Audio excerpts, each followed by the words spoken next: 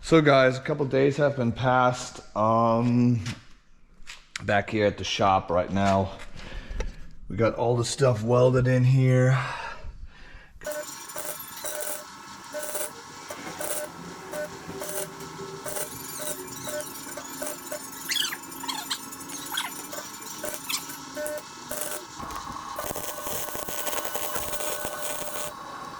Here I started working on the engine harness and everything. Start working on that one a little bit because I wasn't able to drop the engine in here yet because it's all been painted. But yeah, we're gonna get started this evening, putting her back in the CRX, and hopefully in the next 2 days we're gonna get the drive shafts all readied up and ready to go, and get this car going. I wanted to be early today, but I was waiting on UPS all day because for the header that came from K20 from Canada, shout out to them. Awesome. I ordered that thing on Wednesday and they already delivered it on Monday. So yeah, let's get this thing back on the lift and get started.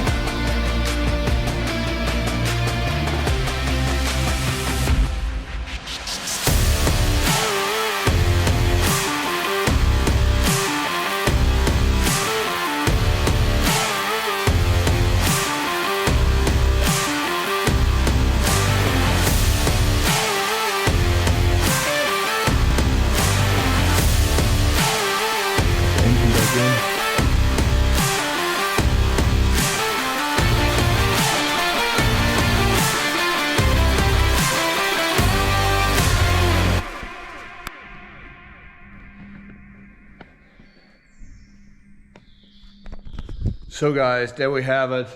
Engine is back in. I wasn't able to finish the video last night because my battery died. I apologize for that.